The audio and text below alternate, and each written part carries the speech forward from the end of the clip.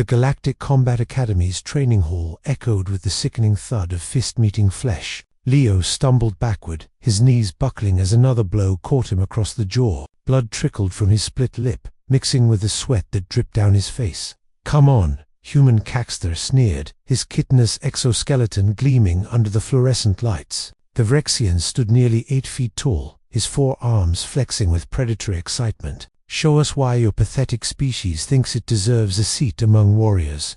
The other cadets formed a loose circle around them, their various alien forms creating a wall of scales, carapaces, and bioluminescent skin. Some watched with mild interest, others with barely concealed contempt. The instructors, a stern Caliborian and a massive Thoraxian, observed from their platform with crossed arms and impassive faces. This was the 4th sparring session this week. Everyone knew what it really was. Leo raised his fists again, his human hands looking absurdly small and fragile compared to Caxter's armored appendages. He'd applied to the academy with dreams of representing Earth among the stars, of proving that humanity belonged in the wider galaxy. Instead, he'd become a punching bag for every species that resented the newcomers. "Instructors," Leo gasped, spitting blood onto the mat. "He's using for arms. The rules say adapt or fail." Cadet Torres, Instructor Velkin interrupted, his translator rendering his clicking language into cold,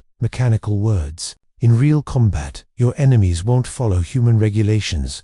Caxter's laugh was a harsh, chittering sound. "Exactly. Out there, humans die. It's what you're good for." The Vexian lunged again, 2 arms swinging in a coordinated assault that Leo could barely track. He managed to dodge the first strike, but the second caught him in the ribs. The impact drove the air from his lungs and sent him sprawling across the mat. Through his blurred vision, Leo could see the chronometer on the wall. 3 minutes left in the session. 3 minutes that felt like an eternity. He tried to rise, but Caxter's foot pressed down on his back, pinning him to the mat. The pressure increased steadily, and Leo heard something in his spine crack. "Pathetic," Caxter muttered.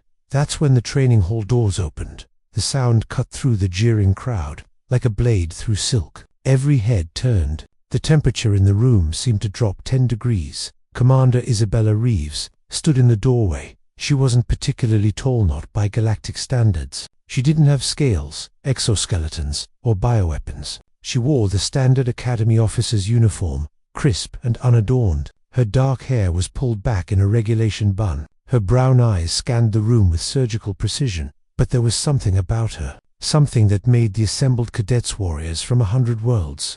Each bred for combat take an involuntary step backward. Isabella walked into the training hall with measured steps. Her boots struck the floor with rhythmic precision. She didn't hurry. She didn't need to. Caxter's foot remained on Leo's back, but the Vrexian had frozen, his 4 eyes fixed on the approaching human officer.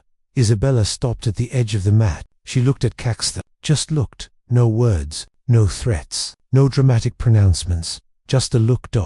It was the look of a predator that had evolved, not through size or strength, but through something far more dangerous: patience and an absolute refusal to accept defeat. It was the look that had carried humanity from the caves to the stars, that had conquered every environment their planet could throw at them, that had earned them a reputation across the galaxy as the species that simply wouldn't stay down. It was the look of someone who had seen real combat, real war, and had emerged with something broken inside them, broken in a way that made them more dangerous, not less. Caxter's foot lifted from Leo's back. The Vrexian took a step away, then another. His mandibles clicked nervously. "Commander, I was just..." Isabella's gaze shifted to the instructors on the platform. The look remained unchanged. Instructor Velkin's, usually impassive face, twitched. The Thoraxian actually took a step backward, his massive bulk suddenly seeming less imposing.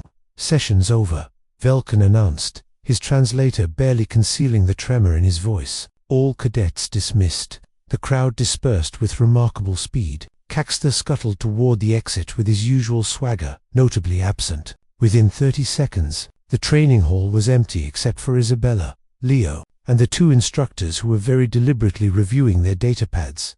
Isabella knelt beside Leo, her expression softening marginally. "Can you stand, cadet?" Leo nodded, accepting her offered hand. She pulled him up with surprising strength, steadying him when he swayed. "Medco Bay," she said. It wasn't a suggestion. "Yes, ma'am." As Leo limped toward the door, he heard Isabella's voice behind him, quiet but carrying perfectly in the empty hall. Instructors. They both looked up. I'll be reviewing this training program personally. Effective immediately. Commander, with respect, we're following approved. Then the approval process is flawed. Isabella's voice remained perfectly calm, perfectly professional. Somehow, that made it more terrifying. I've read the reports. 17 cadets injured in training accidents this semester. 15 of them human. The statistical probability of that occurring randomly is approximately 0.0003%. She paused, letting the numbers hang in the air.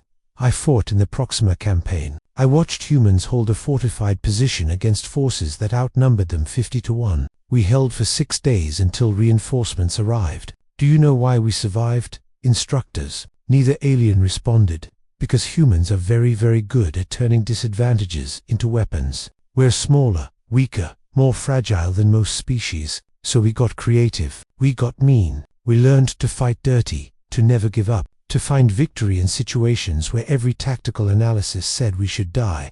Isabella walked toward the exit, her boots echoing in the vast chamber. These cadets are going to learn that, but they're going to learn it the right way. From now on, I'll be personally overseeing human combat training. She paused at the doorway, looking back one final time. And gentlemen, if I find evidence that any instructor has been deliberately allowing assault under the guise of training, I will ensure they face full tribunal proceedings. Are we clear? Yes, Commander. Isabella left. The training hall seemed to breathe again. Leo stood in the corridor outside, leaning against the wall. When Isabella emerged, he straightened despite his injuries. Thank you, ma'am. She studied him for a moment, and Leo saw something flicker in her eyes. Perhaps kinship. Don't thank me yet, Torres. Your real training starts tomorrow at 0500 hours. I'm going to teach you what they should have taught you from day one. What's that, Commander? A ghost of a smile crossed her face. It wasn't a particularly warm smile. How to make them regret ever thinking humans were easy prey. She walked away, leaving Leo standing alone in the corridor. For the first time since arriving at the academy, he smiled too.